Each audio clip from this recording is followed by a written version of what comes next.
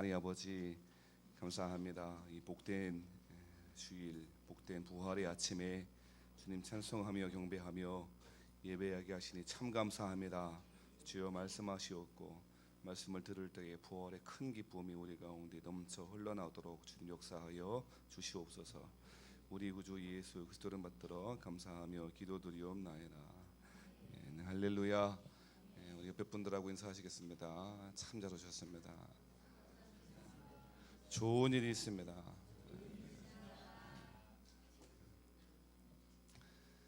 한 주간 잘 지내셨어요?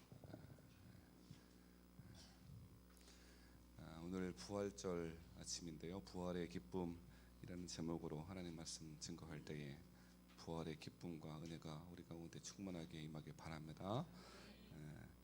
부활이라고 하는 말을 구글링 해보면 구글링 유식해 보이려고 한번 해본 거예요. 요즘은 그렇게 해야 좀 있어 보이잖아요. 부활이라고 하는 말을 인터넷에서 검색해 보면 제일 먼저 나오는 게 뭐냐면 그 가수 그룹 부활 있잖아요. 부활의 생각이나 제일 먼저 나와요. 2위가 뭐냐? 제일 먼저 그래 2위 나오는 게 부활 최고의 보컬 정동하 이렇게 나와요. 정동하 아시죠? 노래는 잘하더라고요. 아무튼 이빨만 교정하면 좋을 텐데. 하여튼 세 번째 3위가 뭐냐? 뭘 것 같아요? KBS 드라마 부활. 엄태웅 주연했던 드라마인 것 같은데 저는 보지 못했고요. 다 봤으면서 모른 척 하시게는. 왜 오래된 드라마예요? 아무튼 그게 3위로 나오더라고요. 엄태웅을 일약 스타의 덤에 이렇게 올려놨던 그런 드라마죠. 4위는 롯데 마운드의 힘으로 부활할까? 라고 하는 제목의 기사. 생각했어요. 하나가 부활해야 될 텐데. 오늘이 개막인가요? 어제 했어요? 아이고야. 아무튼간에 부활이라고 하는 말 5위가 그거네요. 그 다음에 많이 나오는 게 뭐냐면요. 부활차.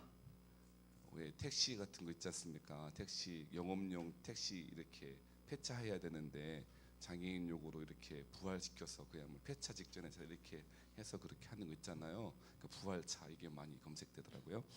아무튼지간에 사람들에게 부활이라고 하는 말은 가수의 한 노래 그리고 노래 잘하는 한 가수 이름 혹은 유명한 드라마의 한 장면 혹은 그 드라마일 뿐이지 우리가 말하는 성경이 말하는 부활하고는 전혀 다른 의미로 쓰고 있는 것 같습니다. 실제로 성경 안에서도 부활을 이야기하지만 그리고 교회에서도 부활을 얘기하지만 부활의 참 의미와 기쁨을 누리고 사는 사람은 적은 것 같습니다. 어떤 신학교에서는 부활을 가르칠 때 뭐라고 가르치나 예수님의 육체의 부활을 가리키는 것이 아니고 실제로 육체가 부활하신 것을 가리키는 것이 아니고 그들의 제자들의 마음속에 혹은 제자들의 생각 속에 그렇게 부활했다라고 가르치는 신학교도 있으니 얼마나 통탄할 노릇입니까? 무슨 이야기냐면 이런 거예요. 왜 제가 잘 설명하는 방식이 누구죠? 서른 즈음에 누구요? 그 노래 김광석 후배들이 참 좋아하지 않습니까? 그 동료들 후배들이 좋아해서 뭐라 했냐면 인터넷 기사에 그렇게 떴었어요. 뭐라 했냐면 김광석 부활하다. 여러분 그 기사에서 부활하다라고 하는 말은 어떤 부활입니까? 그 사람이 실제로 육신이 부활했다는 말입니까? 아니면 그 후배나 동료들에 의해서 그의 마음이 그를 사랑하는 마음이 부활했다는 것입니까? 후자 아니겠습니까? 안타까운 것은 예수님 부활하신 그 기쁨을 누리지 못하는 것이 실제로 그렇게 육신의 부활, 완전한 부활 그리고 그 육신의 부활을 가지고 있는 성도들은 이제 주님 다시 오실 때에 함께 부활할 것이다라고 하는 성경이 가르치는 믿음을 가지기보다는 그저 그냥 그렇게 세상 사람들은 말할 것도 없고요. 여러분 존 캔터베리 대주교 마이클 램제라고 하는 사람이 이렇게 말했다고 합니다. 뭐라고 했냐면 부활이 없는 복음은 그저 복음의 몇 장만 없어진 게 아니고 그것은 아예 복음이 아니다라고 했습니다. 부활이라고 하는 것은 우리가 생각하듯 성도가 생각하듯 한 절기 정도의 것이 아니고 우리가 생각하는 것보다 훨씬 더 중요하다는 것입니다. 성경에서 부활을 빼버리면 다른 기적들도 마찬가지겠지만 부활의 장을 빼버리면 마태복음, 마가복음, 누가복음, 요한복음에 몇 장만 제거할 수 있을 것입니다. 어쩌면 사람들 그렇게 생각할지 모르겠어요. 육신이 부활하다니, 저 믿을 수 없는 것 몇 가지만 제거해 놓으면 사람들에게 잘 전달하고 어필해서 복음 잘 믿게 할 수 있었을 텐데, 그렇게 생각할 수도 있을 것입니다. 하지만 그렇지 않다는 거죠. 부활이라고 하는 것은 성경의 몇 장의 이야기가 아니고 오히려 복음이고, 복음 자체이고, 복음의 핵심이라고 하는 것입니다. 이처럼 기독교에 있어서, 성도에게 있어서 복음은, 부활은 너무너무 중요한 것입니다. 예수님은 부활하셨습니다. 그리고 지금도 살아계시고 하나님의 자녀들과 함께 하십니다. 이 부활의 주님을 감사하고 기뻐하는 절기가 오늘 부활주일인 것입니다. 그렇다면 성도 여러분이요, 이 부활의 아침에 부활의 주님께서 주시는, 하나님의 자녀들에게, 성도들에게 주시는, 제자들에게 주시는 기쁨과 축복은 무엇이겠습니까? 오늘 말씀의 근거로 하여 보면 첫 번째 그 기쁨과 축복은요, 하나님의 평강입니다. 뭐라고요? 하나님의 평강이에요. 여러분, 자 19절의 말씀을 보시면요, 끝에쯤 보니까 이렇게 이야기하죠. 이루시되, 예수께서 말씀하시죠. 뭐라고요? 너희에게 뭐가 있어요? 평강이 있을지어다. 21절에도 보면 예수께서 또 이르시되, 재차 말씀하셨죠. 너희에게 평강이 있을지어다. 26절에도 그렇게 이야기합니다. 도마에게 말씀하셨어요. 이번엔 서서 이르시되 너희에게 평강이 있을지어다. 할렐루야. 여러분, 부활의 주님께서 제자들에게 주시는 축복이 뭐냐? 그 큰 기쁨이 뭐냐? 뭐라고요? 첫 번째는요, 평강이야. 그 하나님이 주시는 평강이 부활의 기쁨이라는 것입니다. 여러분, 물론 어떤 사람들은 그렇게 이야기하죠. 이것은 주님께서 주신 어떠한 신앙적 은혜와 축복이라기보다 단순히 인사말이었을 것이다 라고 하는 사람도 있어요. 뭐 그것도 타당할 수 있겠어요. 왜냐하면 이 평강이라고 하는 말이 헬라어로는 에이레네 뭐 그런 뜻이고, 그런 말이고, 우리가 잘 아는 말이 있어요. 히브리어. 우리 히브리어 안 배워도 몇 가지 아는 히브리어가 있거든요. 그 중에 하나가 이 말이요. 뭘까요? 어떻게 알았어요? 샬롬이요, 샬롬. 샬롬이라고 하는 말이 아람어 히브리어 말이요, 사실은 그냥 인사였거든요. 우리 만나면 어떻게 인사하세요? 샬롬 하면 쑥스럽잖아. 우리 예전에 저 대학생 때, 그 이전에는 너 만나면 뭐 샬롬 하라고 그랬는데, 그냥 우리 인사하면 되지, 뭐 샬롬까지 한다고 뭐 평안이 많아, 그런 생각합니다. 우리 마치 우리 인사할 때 식사하셨어요 한다든지 잘 계셨어요 뭐 한다든지 그런 인사임에 틀림이 없을 것입니다. 그런데 여러분 보세요. 우리가 만나면 거듭 인사합니까? 밥 드셨어요? 식사하셨어요? 조금 있다 식사하셨어요? 조금 더 있다 식사하셨어? 이럽니까? 바보죠, 그렇게 하면. 그러니까 여러분요, 예수님께서 거듭 재차 말씀하신 이유가 무엇입니까? 이것은 단순히 인사를 넘어서 하나님께서, 부활하신 주님께서 제자들에게 주시고 싶은 것이 있다는 거예요. 그 뭡니까? 하나님의 평강이라는 거예요. 샬롬이라는 거예요. 사랑하는 여러분, 이 부활의 기쁨이 여러분 가운데 있게 되시기를 주 이름으로 축복합니다. 제자들은요, 안식구 첫날, 부활의 그 첫날 저녁에 제자들은 유대인들 때문에 두려워해서 문을 닫았어요. 문을 닫고 꽁꽁 숨어서 두렵고 떨고 있었습니다. 그때 주님이 문을 닫고 두려움과 공포 가운데 떨고 있는 제자들에게 먼저 찾아와 주셨고, 닫힌 문을 여시고 들어가셔서 이렇게 선포하셨던 것입니다. 너희에게 평강이 있을지어다. 사랑하는 여러분, 현대인들은요, 근원적인 공포와 두려움 가운데 살아요. 맞습니까? 근원적인 공포와 두려움이 있어요. 이거는 사실은 이 두려움이라고 하는 것이 나쁘기만 한 것 같지는 않아요. 여러분, 두려움은 더 큰 위험을 방지해주는 일종의 방어 장치가 될 수도 있어요. 다이가 아픈지, 다이 엄마가 아픈지, 누가 아픈지 모르겠지만 아무튼 아파서 안 왔다는데, 애들은요, 가만 보세요. 우리 애들 키워본 엄마들은 다 아는 게, 약 5개월 전 이전에는 아이들이 진짜 겁이 없는 것 같아요. 더 겁이 없는 애들이 지금 막 기어다니는 애들 5개월, 7개월 정도 되면 그럴 텐데, 얘네들은요, 이게 뭐죠? 높은 곳에 있어도 이렇게 놔도 상에 올라가서 막 그냥 막 점프하잖아요. 안 그랬어요? 엄마들은 알아. 애들은 모르겠지만 엄마들은 키워본 애들, 자식을 키워본 애들은 알아요. 높은 곳에 이렇게 올려놨잖아요. 그냥 막 껴서 막 그냥 점프를 해. 왜 그래요? 몰라서 그런 거야.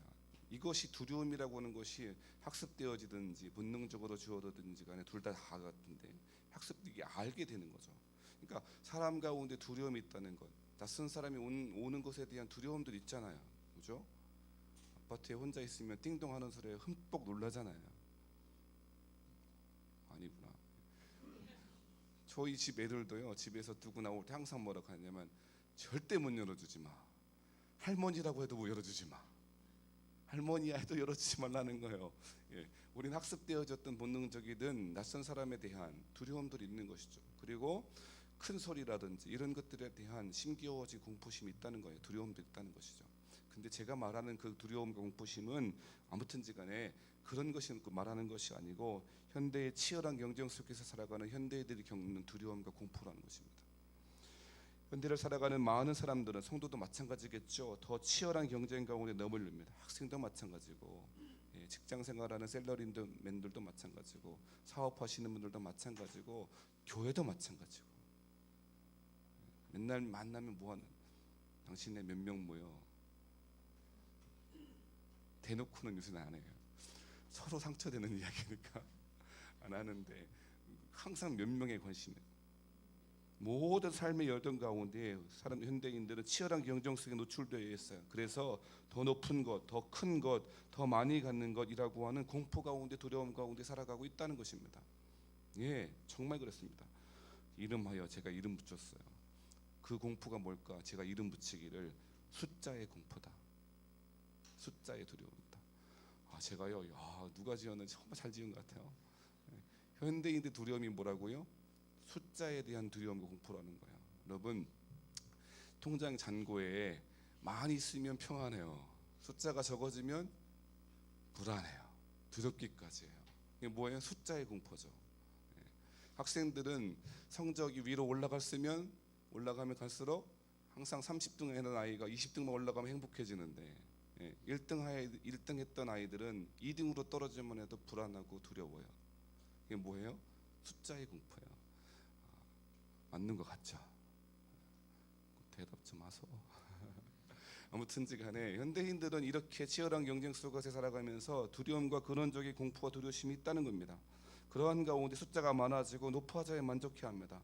하지만 여러분, 하나님의 백성들 가운데 이러한 두려움과 공포를 극복하게 하는 것이 뭐냐? 이러한 두려움과 공포 가운데 마음이 닫혀지고 누가 와도 그 열지 못하는 빗장이 채워져 있는 마음 가운데 누가 찾아오셔요? 부활하신 주님이. 그리고 부활하신 주님이 닫혀진 마음도 열게 하시고 그 가운데 뭘 주신다고요? 평안을 주신다는 거예요. 이게 뭐라고요? 이게 부활의 주님을 만난 사람의 축복이라는 것입니다. 할렐루야. 현대인들은요, 그렇습니다. 이 두려움과 공포가, 이 근원적인 치열한 경쟁 속에서 드러나는 공포들은 대부분 아래와 같은 이런 것들 나타나요. 첫 번째 뭘로 나타나나? 이기적인 이기적인 욕심으로 드러나요. 여러분 보세요. 왜 사람들이 그렇게 이기적으로 살아갈까요? 여러분, 제가 지난주에 그런 말씀 드렸잖아요. 십자가의 복음을, 십자가에 달리신 주님을 고난주 생각하면서 묵상하면서 고난주간 보내자고 하면서 제가 뭐라 그랬어요? 예수님 때문에 당하는 손해보고 살자고 한 조금만이라도 그렇게 했잖아요. 여러분, 굉장히 어려워요. 해보는 사람은 알아. 이게 거의 불가능에 가까워. 왜요? 살아가면서 내가 부당하게 손해보고 억울하게 손해보고 하면 못 견뎌 하는 것이죠. 정말 못 견뎌. 억울하게 손해보는 것 말고 잘하다가도, 욕심부리다가도 이만큼이라도 손해보면 견딜 수 없는, 이게 뭐라고 그럴까요? 불편함이 있는 것 아니겠습니까? 그런데 여러분요, 여러분 가보세요. 왜 그런 사람들이 그렇게 손해보지 못하고 이기적인 자아 가운데 이기심으로 그렇게 살아갈까요?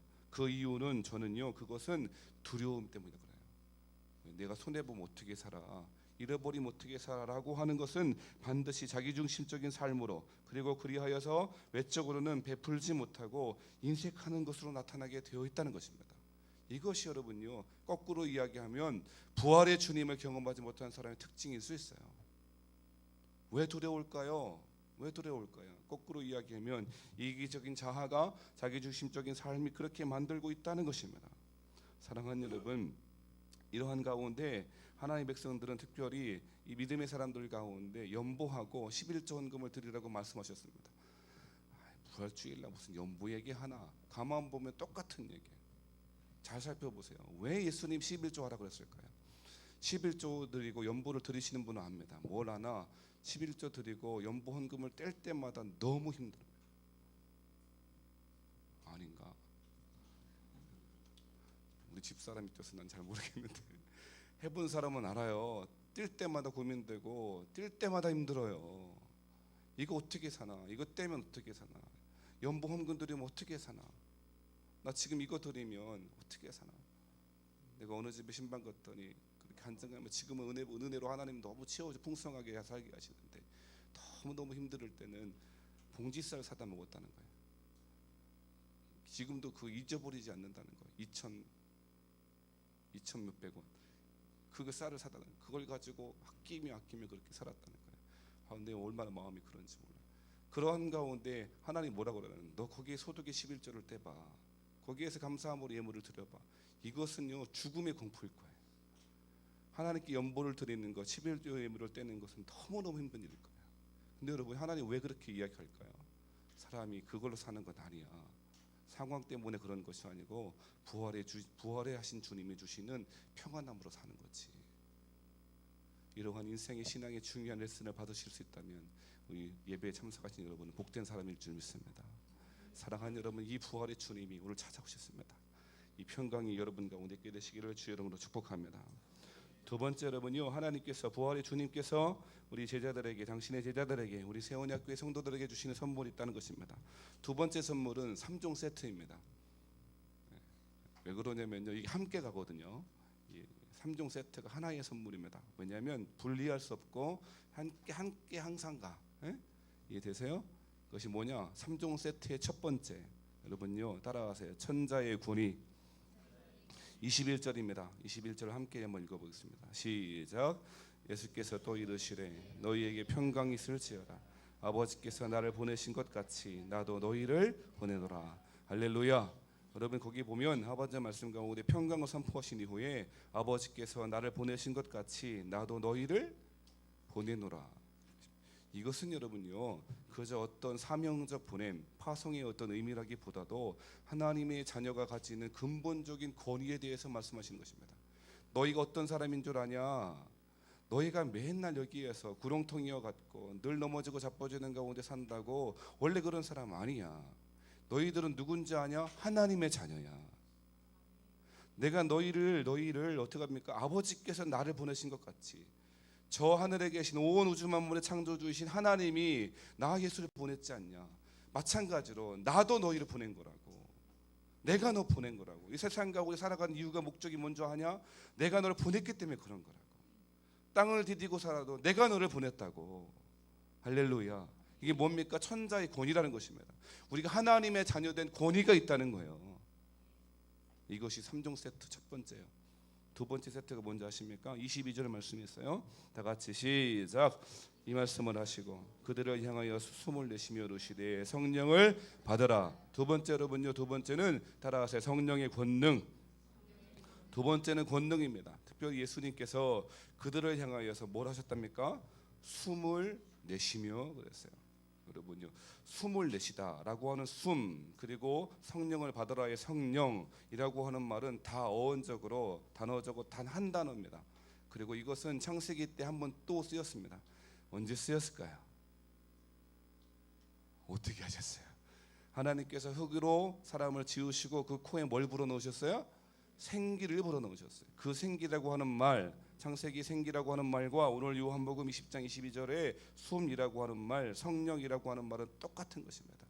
마치 흙으로 사람을 지으시고 생기가 들어갔을 때에 새로운 창조물이 되어졌던 것처럼, 새로운 피조물이 되어졌던 것처럼 이제 하나님의 죄악 가운데 죽었던 우리가 하나님의 성령을 받음으로 말미암아, 아멘, 성령을 받음으로 말미암아 새로운 창조 역사가 내 가운데 이루어진다는 거예요. 아멘.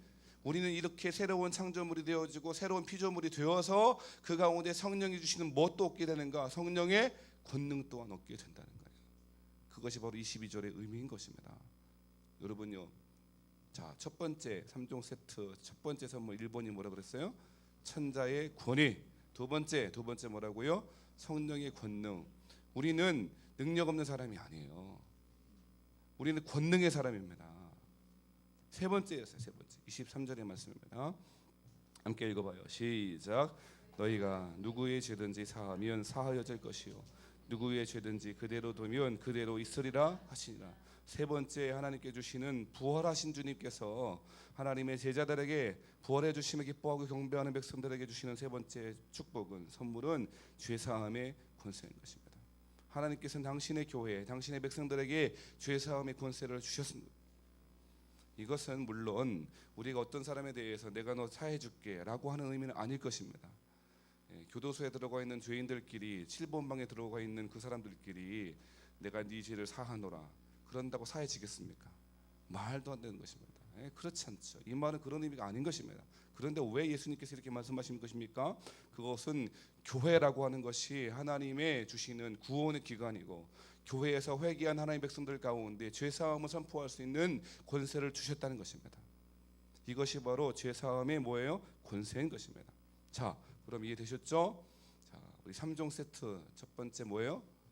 천자의 권위, 두 번째 성령의 권능, 세 번째 죄사함의 권세인 것입니다. 그렇습니다. 여러분요, 성도는 부활하신 주님을 제대로 만난 성도라면, 하나님의 이 부활하신 주님을 경험하는 사람이라면 천자의 권위와 성령의 권능과 죄사함의 권세를 가진 삼권의 탁월한 하나님의 자녀가 되는 것입니다. 이것이 부활의 선물인 것입니다.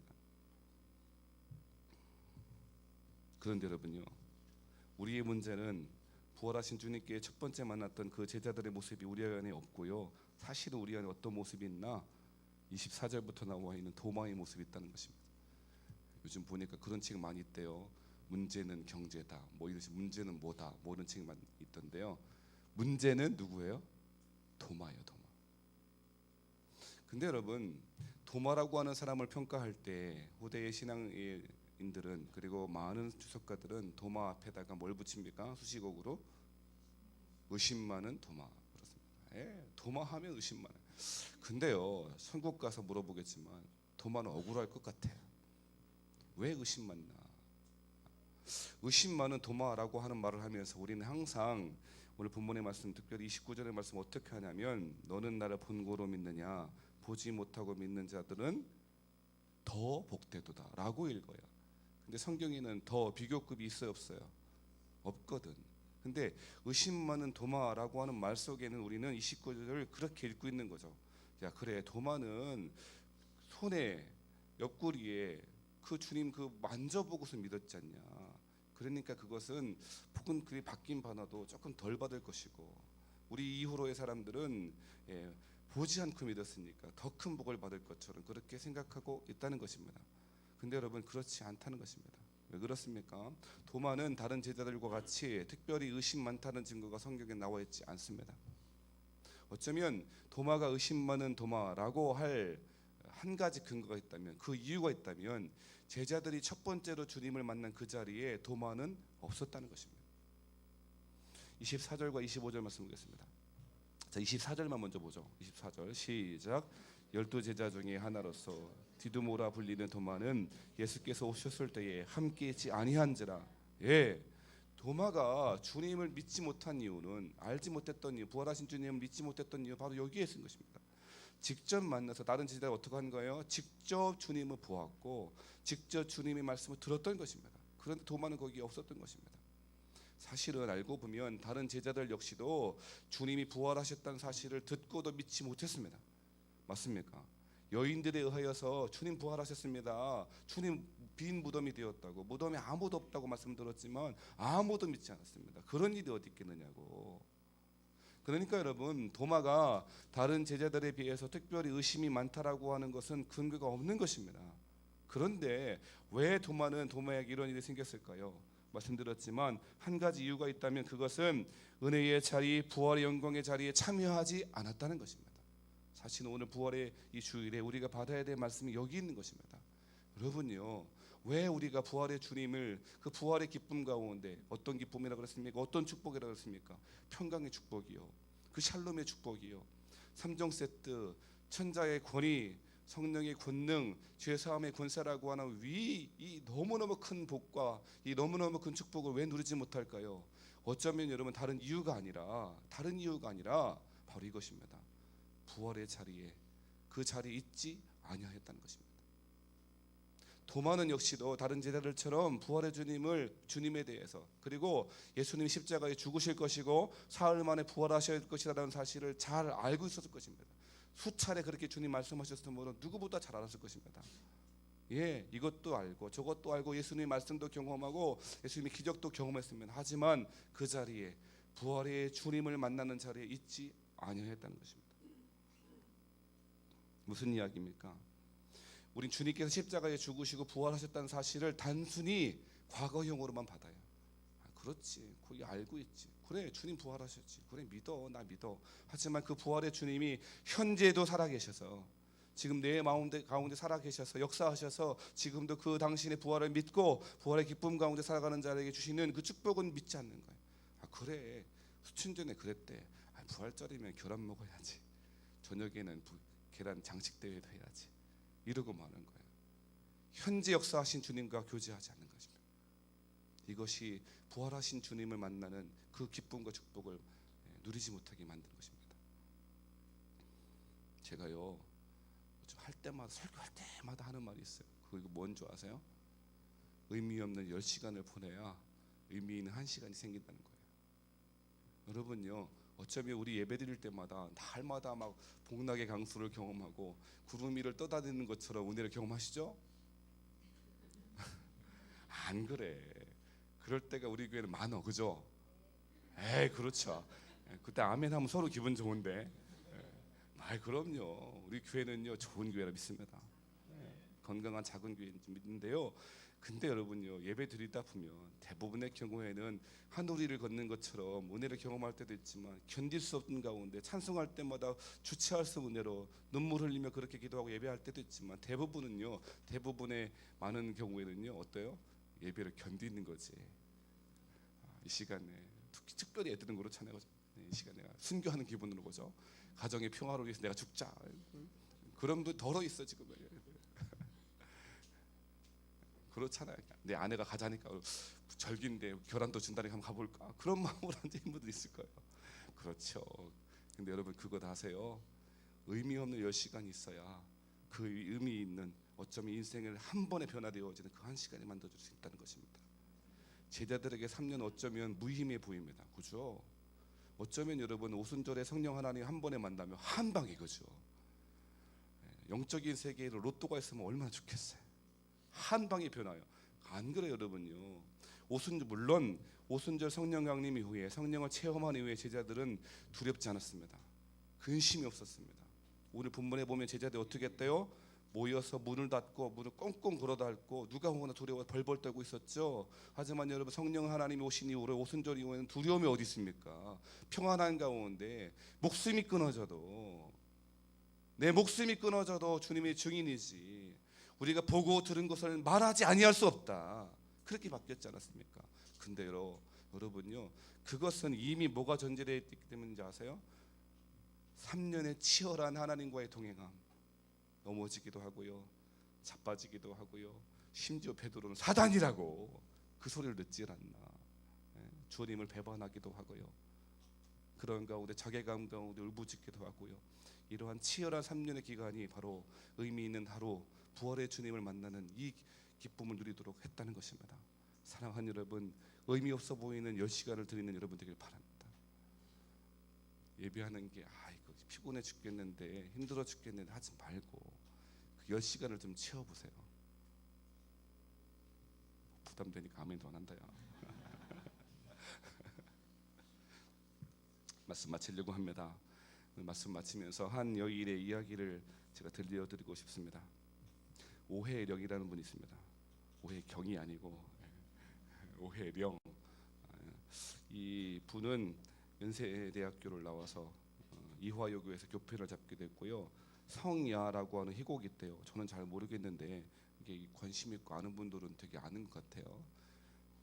별로 아는 분 없는 것 같다는 성야라고 하는 희곡을 지었기도 하고, 이분이 극작가로, 그리고 또 이제 연극인으로, 방송인으로, 또 교사로 굉장히 유명했던 분이랍니다. 아무튼 오해령이라는 분이 이분이 오랜 침묵 가운데 책을 하나 썼는데, 이런 책 제목이 뭐냐면요, 당신 없는 인생은 빈 그물이오니 라고 하는 책을 썼습니다. 그 내용 중에 있는 이야기입니다. 이 오해령이라고 하는 분이요, 어려서 학창시절에 미션 스쿨을 다녔답니다. 미션 스쿨 다닌 애를 치고 신앙 잘 갖는 애 별로 없잖아요. 오히려 어설프게 알아갖고 더 이렇게 방해되고 그렇기도 하는데, 아무튼 미션 스쿨 다녔기 때문에 이 똑똑한 이 지성인들이 잘 빠진 함정에 빠졌답니다. 나 기독교에 대해서 잘 알아, 예수에 대해서 잘 알아, 그렇게 생각했지만 실제로 모르고 있었던 것이죠. 그러면서 사람들이 예수를 믿고 부활의 주님을 믿는다는 것은 단순히 인생의 실패자들이나 연약한 사람들이나 그렇게 하는 거지라고 생각하고 살았다는 것입니다. 그래서 스스로 생각하기를, 예수 믿고 나온 다음에 물어보기를, 그때의 삶이 어땠냐? 나는 그물을 던지기만 하면 얼마든지 많은 고기를 잡을 수 있다라고 생각했다는 것입니다. 그렇게 승승장구하고 잘 살아가던, 주님 없이도 부활하신 주님 만나기도 그런 거 상관없이 살아갔던 그 여인에게, 이 오해력이라는 분에게 갑자기 여러분 위암과 임파선암이라고 하는 두 가지 암이 그에게 찾아왔다는 것입니다. 그리고 여러분 드라마 속의 한 장면처럼 그녀는 3개월밖에 남지 않았다는 시한분생을 살 수밖에 없다는 의사의 선고를 받게 되었습니다. 죽음의 선고를 받게 됩니다.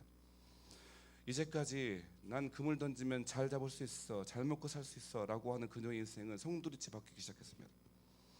여러분요, 우리도 어떤 의미에서는 다 그렇죠. 죽음을 향하여 걸어가고 있는 것 아니겠습니까? 우리는 시간이 정해져 있을 것 아닙니까? 하나님이 정해준 이 땅에서의 시간이.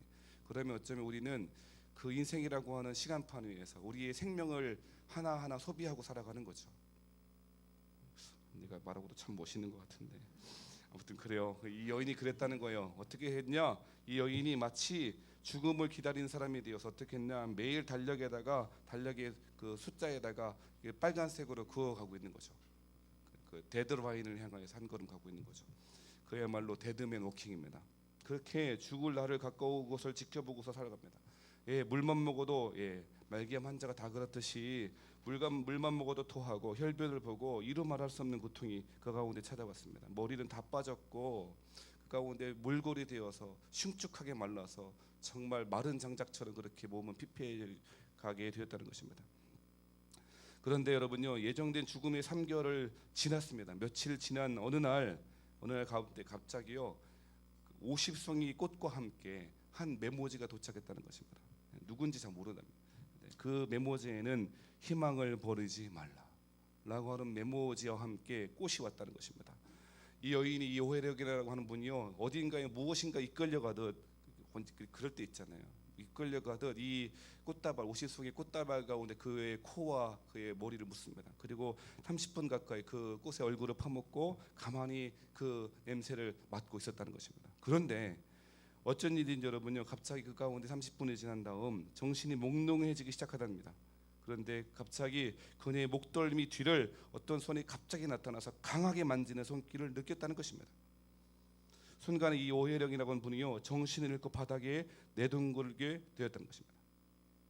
이때 여러분, 이 오해령이라는 분은 직감적으로 이 손길이 학창 시절 미션 스쿨에서 만났던 그 예수 그리스도임을 직감적으로 알았다는 것입니다. 그리고 그 예수님께서 자기를 찾아오셨다는 것을 느꼈다는 것입니다. 그러면서 한 가지 중요한 메시지를 얻게 되었다는 것입니다. 그것은 자기의 능력과 노력으로 채울 수 있다고 생각한 인생의 그물들이 사실은 헛수고였다는 사실을 알게 되었다는 것입니다. 여러분요, 그 절망의 순간 가운데 이 주님께서, 이 부활의 주님께서 오해령이라는 분 가운데 찾아왔던 것입니다. 여러분요, 이 여인은 그때부터 완전히 180도 삶의 일정이 바뀌게 되었다는 것입니다. 이제까지 주님은 나 몰라 하고 내가 열심히 그물 던지면 잘 살 수 있지라고 하는 그런 가운데 전혀 180도의 삶을 바꿔줘서, 이 여인 한 게 무엇인가? 이 여인이 글을 쓰고 있고 문학을 하는 분도 있고 잘하잖아요. 이거 화선지 위에다가 여러분요, 이 글을 쓰는 거예요. 글을 쓰는, 어떤 글을 쓰는가? 이제까지 자기가 기억할 수 있는 가장 어렸을 때부터 지금까지 자기 죄악된 모습들, 그걸 하나하나 써가기 시작하는 것입니다. 눈물 흘리면서 또 쓰고, 화선지에 그 붓글씨가 다 얼룩해질 때까지 또 울고 또 회개하고 이렇게 며칠 동안 화선지 위에다 써고 회개하면서 시간을 보내게 되었습니다. 그 기간이 어느덧 반년이 흘러가게 되었습니다. 그런데 두 번째로 어느 날, 그날도 여러분 기도하고 찬양하고 혼자 예배드리고 기도하고 있는 가운데, 회개하고 있는 가운데 온몸에 갑자기 오한이 덮치다는 것입니다. 오한 뭔지 아시죠? 갑자기 막 부들부들 떨리는 그 차가운 기운이 확 온다는 것입니다. 그래서 직감적으로 생각했대요. 이제 하나님 이제까지 한 몇 달 동안에 더 연장시켜 주시고 이제 하나님 데려가시려고 하는 것보다, 그렇게 생각했다는 것입니다. 그런데 너무너무 추워서 오한이 와서 그 이불깃을 잡아당기면서 보니까 이 겨드랑이에 임파선 암덩어리가 있었거든요. 이분이 표현, 이만한 암덩어리가 있었는데 올리다 보니까 그것이 갑자기 만져지지 않았던 것입니다. 없어졌던 것입니다. 뿐만 아니라 어깨에 나 있던 복숭아씨만한 몽울도 있었는데요, 이것이 완전히 사라지게 되었고, 보니까 배가 복수가 차서 가득 차 있었는데 그 복수가 완전히 꺼져 버렸던 것입니다. 아멘 하면 좋을 텐데. 여러분요, 그때 이 여인이 고백합니다. 아, 부활의 주님이 나에게 찾아오셨구나. 그때부터 여러분요, 이 여인의 삶은 또 바뀌게 되어져서 이제는 주님이 채우시는 물고기로 가득 차게 그렇게 살게 되었다는 것입니다. 지금까지도 80년대 후반부터 시작해서 지금까지도 평화의 집인가 이것을 만들어서 그 갈데없는 노인들을 돌보며 그렇게 살아가고 있답니다.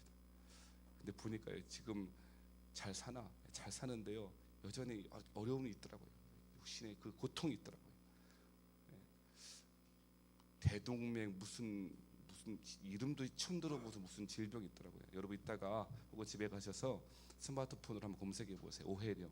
이분이 지금도 희한한 질병.